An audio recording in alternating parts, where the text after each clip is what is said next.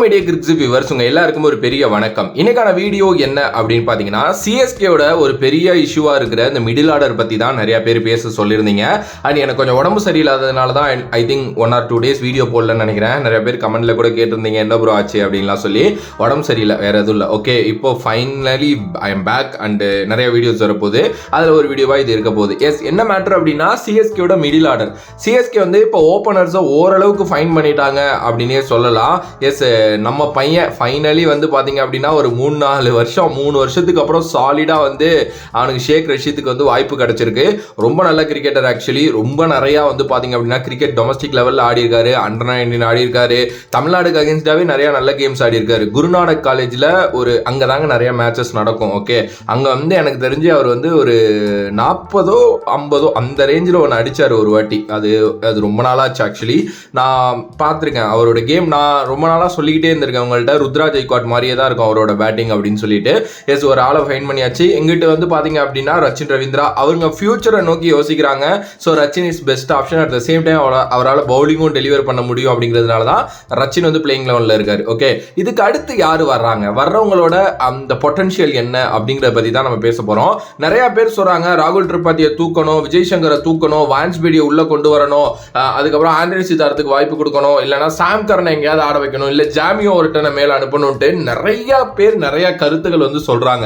Actually கருத்துக்கள் வரவேற்கப்படுகின்றன தான், அது சொல்லணும் தான். அப்போ தான் நம்ம எந்த அளவுக்கு ஈடுபாடாக இருக்கோம் அப்படிங்கிறது வந்து தெரியும். பட் நான் என்ன சொல்லுவேன் அப்படின்னா, நீங்கள் நம்மளோட எல் பாலாஜி இருக்கார்ல, சென்னை சூப்பர் கிங்ஸோட பவுலிங் கோச்சாலாம் இருந்திருக்காரு.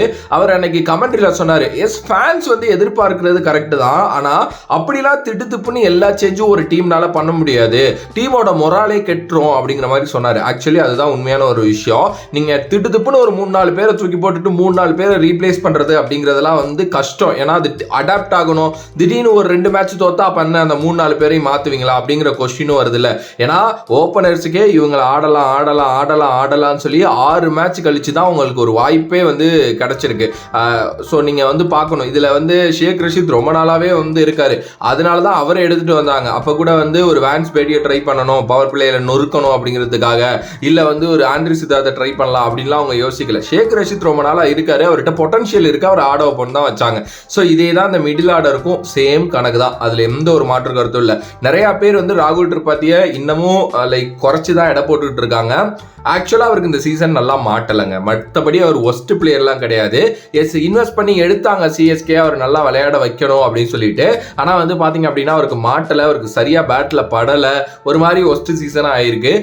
ஸோ மேபி அவர் கம்பேக் கொடுக்கலாம், யாருக்கு தெரியும். 2019 ஞாபகம் இருக்கு அவங்க எல்லாருக்கும், மறக்கவே முடியாது. வாட்சன் இப்படி தான் ஃபெயில் ஆகிட்டே இருந்தார். அவருக்கு எல்லா மேட்சும் வாய்ப்பு கொடுத்தாங்க. திடுப்புன்னு அவர் அந்த பிளே ஆஃப்ஸுக்கு முன்னாடி அடிக்க ஆரம்பிச்சாரு. ஃபைனலில் என்ன மாதிரி, எஸ் தோத்தம் தான், பட் என்ன மாதிரி அந்த கேமை கொண்டு போனாருன்னு தெரியும். அதுக்கப்புறம் அவர் சொல்லியிருந்த விஷயங்கள்லாம் இன்னமும் மறக்க முடியாது. விஜய் சங்கர் வந்து அவர் ஒரு டீசென்டான நாக்கு அங்கங்க ஆடிட்டு இருக்காரு. சிஎஸ்கே ரொம்ப மரண மொக்கையா நிறைய கேம்ஸ் தோத்துருப்பாங்க இவரோட நாக்ஸ் இல்லைனா.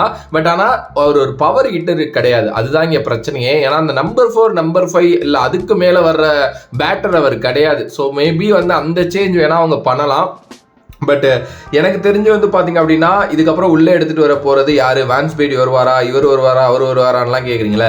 ஆயுஷ் மந்த்ரேக்கு மேபி ஒரு வாய்ப்பு கிடைக்கும் அப்படின்னு நான் நினைக்கிறேன். பிகாஸ் ஆயுஷ் மந்த்ரே வந்து பார்த்தீங்க அப்படின்னா ருத்ராஜோட ரீப்ளேஸ்மெண்ட்டாக வந்திருக்காரு.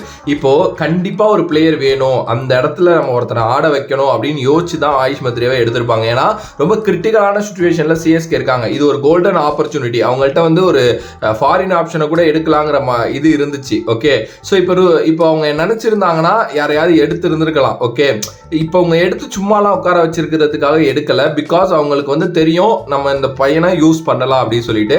சிஎஸ்கே வந்து லாஸ்ட் இயர்லாம் பார்த்தீங்கன்னா சமீர் ரிஸ்வியை எடுத்த உடனே யூஸ் பண்ணாங்க. அது மாதிரி ஆயுஷ் மந்த்ரேவை எடுத்த உடனே யூஸ் பண்ணுறதுக்கு நிறைய சான்சஸ் இருக்கு. பட் அவரால் ஓப்பனிங் வர முடியாது. பட் அவர் ஒரு ஓப்பனர், ஏன்னா ஓப்பனர் ஆல்ரெடி செட் ஆனதுனால நம்பர் 3 பொசிஷன்ல மேபி ஆயுஷ் மந்த்ரே விளையாண்டாருன்னா வந்து பார்த்தீங்க அப்படின்னா வருவார். அதுக்கப்புறம் மேபி நீங்கள் வந்து ஒரு ராகுல் திரிபாதியை ட்ரை பண்ணலாம் அப்படின்னு தான் எல்லாரும் சொல்லிட்டு இருக்காங்க. ஈவன் என்னோட கருத்தும் அதான், ராகுல் திரிபாதிக்கு இன்னும் ஒரு மேட்ச் சான்ஸ் கொடுத்து பார்க்கலாம் தான் நான் நினைக்கிறேன். எஸ், அவருக்கு படல தான், ஒழுங்கா ஆடல தான், ஆனால் அவர்கிட்ட ஒரு பொட்டன்ஷியல் இருக்குங்க, ஒரு கேப்பபிலிட்டி இருக்கிற ஒரு பிளேயர் தான். பட் நிறைய பேர் வான்ஸ்பேடி எடுக்கலாம் அப்படிங்கிறாங்க. வான்ஸ்பேடி ஆக்சுவலி நல்ல பிளேயர் தான், சின்ன பையன். பட் எந்த அளவுக்கு எனக்கு தெரியலங்க. டக்குன்னு நீங்கள் வந்து ப்ரோ எல்லாரும் என்ன எப்படி விளையாடுறாங்க, எல்லா யங்ஸ்டர்ஸும் நல்லா தானே ஆடுறாங்க அப்படின்னு நீங்கள் கேட்கலாம்.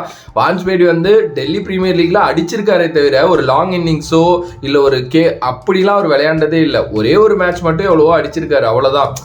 பெருசாக அது இன்னும் அவர் கொஞ்சம்லாம் எக்ஸ்பீரியன்ஸ் தேவை. ஐபிஎல் மாதிரி டோர்னமெண்ட்ல வச்சு செஞ்சுருவாங்க. பட் ஷேக் ரஷீத் அப்படி கிடையாது. அண்டர்-19 ஆடினவர், அண்டர்-19 வைஸ் கேப்டனாக இருந்தவர், ஐபிஎல்லே ஒரு 3 வருஷம் இருந்திருக்காரு அப்படிங்கிறது தான் அவரோட ஒரு பெரிய பிளஸ். ஓகேவா, யாரும் என்னை இப்போ கிண்டல் பண்ணுறதா இருந்தாலும் என்னால் வந்து கமெண்ட் பாக்ஸில் கமெண்ட் பண்ணுங்க, எனக்கு பிரச்சனை கிடையாது. பட் வான்ஸ்பேடிக்கு 2 இயர்லின்னு தான் நான் சொல்லுவேன். அதுக்கு ராகுல் திரிபாதி ஃபார்முக்கு வந்துட்டார்னா அது எவ்வளவோ பெரிய பிளஸ்ன்னு தான் யோசிப்பாங்க.